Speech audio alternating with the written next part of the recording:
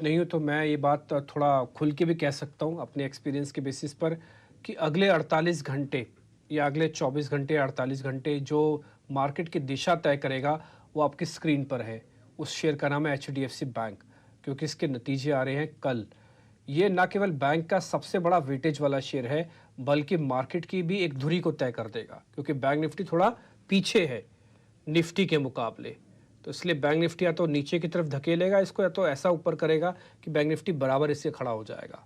तो 16 जैन की तैयारी कीजिए। आज है 15 तारीख। मैं नंबर्स कैसे आ रहे हैं बताने के लिए मेरे सहयोगी गौरव मेरे साथ जुड़ रहे हैं। गौरव, पहले आप नंबर्स बता दीजिए, फिर एनालिसिस करते हैं।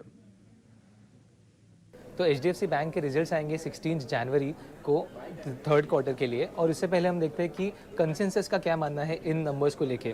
तो उनका मानना यह है कि हमें नेट इंटरेस्ट इनकम में कहीं पे इंक्रीज देखने को मिल सकता है 6% का ऑन अ क्यू बेसिस। कहीं पे pre provisional profit, operating profit जो है वहाँ पे हमें 5% का इंक्रीज देखने को मिल सकता है, और ये जो नंबर है वो कहीं पे हम 23,800 करोड़ के लेवल पे एक्सपेक्ट कर सकते हैं।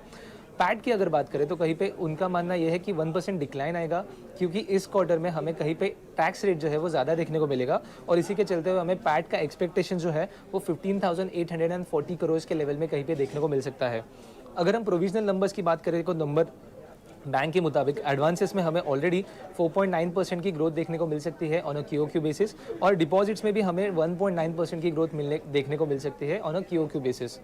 आगे जाके कंसेंसस का मानना ये है कि लोन मिक्स में जो शिफ्ट था और एक्सेस लिक्विडिटी था उसका बेनिफिट कहीं पे ऑफसेट होगा फंडिंग कॉस्ट के इंक्रीज होने के चक्कर में। निम्स जो है वो भी कहीं पे 3.6% पे स्टेबल होते हुए हमें देखने को मिल सकते हैं, और कॉस्ट टू इनकम है उस पर भी हमें अपनी नज़र बनाई रखनी चाहिए, क्योंकि वो भी कहीं पे 40.2% के एक्सपेक्टेशन में हमें देखने को मिल सकते हैं। और आखिर में उनका मानना यह है कि बैंक की कमेंट्री जो कि होगी कॉस्ट ऑफ फंड के बारे में, लोन ग्रोथ आउटलुक के बारे में, और कॉर्पोरेट लोन ग्रोथ के बारे में, वो काफ़ी इंपॉर्टेंट रहेगी इस क्वार्टर के रिजल्ट्स के लिए। ठीक है गौरव, बहुत शुक्रिया। श्रीकांत, जरा आप बताएं इसकी पोजीशनिंग आपको कैसे लग रही है एचडीएफसी बैंक की? बिल्कुल, तो देखिए डिम्पी यहाँ पे इसने 1630 1640 के करीब अच्छा खासा बेस बनाया है, और अगर इसके लॉन्ग टर्म चार्ट को देखते हैं तो इसने कई बार 1740 1730 को अचीव किया है। जैसे इस बार कई सारे जो फैक्टर्स थे जो पिछले 2 या 3 क्वार्टर से बैंक के लिए कुछ थोड़े से अ अ, नकारात्मक थे। अभी मुझे लगता है कि वो इस रिजल्ट में शायद सकारात्मक हो सकते हैं।